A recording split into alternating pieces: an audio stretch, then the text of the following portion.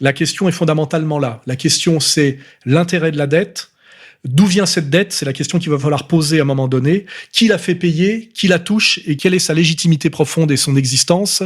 Et derrière, en fait, on découvrira bientôt que c'est l'enrichissement de l'hyperclasse sur les dos des peuples, avec une vraie volonté derrière. C'est que comme cette dette est impayable, là, il faut se rappeler de l'argent dette pour ceux qui n'ont pas suivi cette question, et comment la dette est un système de domination, et dont le but est en fait de ruiner les peuples et les pays, afin, on le voit comme en Grèce, qu'ils soient obligés de vendre à ceux qui ont les moyens, c'est-à-dire aux mêmes groupes qui ont mis en place la dette. On peut parler de Goldman Sachs, on peut parler du gang Attali, qui est d'ailleurs très marqué communautairement. C'est peut-être aussi pour ça qu'une certaine communauté n'est pas très solidaire des Gilets jaunes. On en reparlera tout à l'heure et s'inquiète, effectivement, et appelle cette colère populaire légitime la traite de brunes, de crypto-fascistes, voire même à certains moments d'antisémites. Même si certains sont payés par ce même pouvoir pour les traiter de racistes. On pourra parler d'un côté de Mathieu Kassovitz et de l'autre de la petite pute collabeur Bellatar. L'un étant là pour traiter la colère des Gilets jaunes de colère bourgeoise, ce qui est d'une obscénité incroyable. Un fils du showbiz sans talent et qui n'a aucune légitimité, qui traite le peuple en colère, qui souffre terriblement de bourgeois. C'est d'une obscénité absolue, mais c'est l'obscénité, c'est révélateur de l'obscénité dans laquelle on est aujourd'hui. Et puis de l'autre côté, le petit collabeur de service Bellatar qui a remplacé très utilement le petit bras Jamel Debbouze et qui essaye de dire que ce mouvement de colère populaire, les banlieues n'en sont pas et qu'elles y sont même opposées puisque ça serait un mouvement raciste, et de séparer de façon très dangereuse le peuple, on va dire, issu de l'immigration, en le confondant avec les banlieues, parce que c'est pas tout à fait la même chose, et le peuple en colère. Donc le petit Bellatar a une très grave responsabilité quand il essaye de monter les banlieues contre les gilets jaunes et de traiter les gilets jaunes de racistes pour que, d'une certaine manière, imposer par la manipulation la désolidarisation des jeunes issus de l'immigration de ce mouvement populaire, c'est-à-dire les séparer du peuple et les mettre gravement en danger. Là, il faudra que la petite pute Bellatar, à un moment donné, assume ses responsabilités. On sait qu'il est la créature de Macron, qu'il est payé pour ça. Je rappellerai que je l'ai connu au début de sa carrière, il me léchait le cul. Il m'avait même organisé un face-à-face assez houleux face à l'époque à Madame Taubira, à Saint-Leu-la-Forêt, et à l'époque, il était 100% soralien. On voit comment il a été récupéré. Il est passé par Canal+, Pascal Clark, et là, c'est le parcours tragique du collabeur qui finit pute du pouvoir et qui est là pour nuire en fait, aux Français d'origine immigrée. Et là, je ferai une petite digression.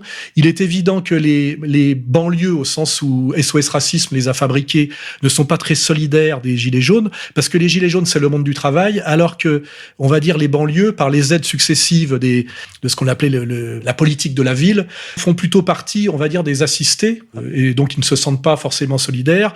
Et j'avais, depuis longtemps, posé cette théorie de l'alliance, ce qu'on appelait la connivence des parasites, c'est-à-dire les parasites du haut, c'est-à-dire là c'est plutôt Attali, Kassovitz et comment dirais-je, leur représentant officiel Macron, qui gèrent par de la redistribution de RSA et de ghetto blaster et d'équipements collectifs, qui gèrent les parasites du bas afin qu'ils ne s'allient jamais au peuple de France. On a toujours cette politique du diviser pour régner, pour qu'il n'y ait pas ce saut qualitatif de ce qu'on appelle le combat politique bien compris et ce qu'on peut appeler les alliances de classe, c'est-à-dire le peuple uni. C'est toujours un travail de division. Donc on voit très bien comment Kassovitz fait son boulot, Bellatar fait son boulot. Mais ce que je fais remarquer, moi, c'est que quand un travailleur en difficulté met un gilet jaune, il n'y a pas de statistiques ethniques pour savoir s'il est musulman, par exemple. Et d'ailleurs, personne n'a fait ce travail-là. Le seul qui l'a fait, il l'a fait évidemment à rebours, il ne faut pas s'en étonner, c'est le fameux Éric Zemmour. Je ferai d'ailleurs, première remarque, les Gilets jaunes sont une très belle réponse à l'offensive nationale sioniste d'Éric Zemmour et à son bouquin Destin français.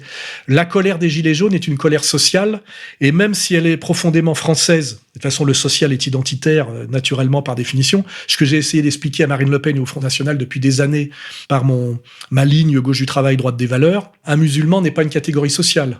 Faire de l'islam, comment dirais-je, une catégorie sociale est une tricherie politique. Il y a sans doute plein de Français d'origine musulmane, s'ils sont chauffagistes, chauffeurs de taxi, Uber, petits patrons ou même salariés précaires, qui se sentent solidaires des Gilets jaunes, mais qui n'éprouvent pas le besoin de l'affirmer, par exemple, en tant que musulmans. On est là là dans des solidarités sociales, dans un combat social, et qui n'est pas identitaire. On pourrait poser perfidement, on le fera pas parce que ça pourrait être dangereux, la question à Éric Zemmour, de savoir combien il y a de dentistes juifs, de chirurgiens esthétiques juifs, de spéculateurs immobiliers juifs dans les Gilets jaunes. Sans doute qu'il y en a pas beaucoup, mais c'est pas forcément pour des raisons ethnico-confessionnelles, mais pour des raisons de classe sociale, parce qu'ils font plutôt partie de la bourgeoisie et pas du prolétariat, même si sans doute il doit y avoir chez les juifs des petits patrons en difficulté aussi, et qui peut-être se sentent solidaires des Gilets jaunes, même si les responsables de leur communauté ne les poussent pas dans ce sens-là. Et là, je veux dire, il faudra aussi à un moment donné que ces gens-là en assument les responsabilités, puisque c'est ce qu'on voit un peu chaque fois qu'il y a le Bnei Brit qui s'exprime ou le CRIF, il s'exprime de manière hostile aux Gilets jaunes en faisant des Gilets jaunes un mouvement crypto-fasciste, ce qui est un peu dangereux parce que ça pourrait permettre à certaines personnes qui cherchent à se cultiver à s'intéresser un peu plus profondément à ce que c'est que le fascisme, le vrai, le fascisme italien notamment, et de voir que c'était un mouvement éminemment social dont un des objectifs était de refuser de payer notamment la dette après la Première Guerre mondiale. Donc je veux dire, ces gens-là me semblent très arrogants et très maladroits, et je pense que leur maladresse vient de leur arrogance, parce qu'ils ont un tel sentiment, une telle certitude de toute puissance, qu'ils commencent à devenir dangereux pour eux-mêmes en méprisant un peu trop le peuple français en souffrance et en colère. Voilà. Je referme la parenthèse.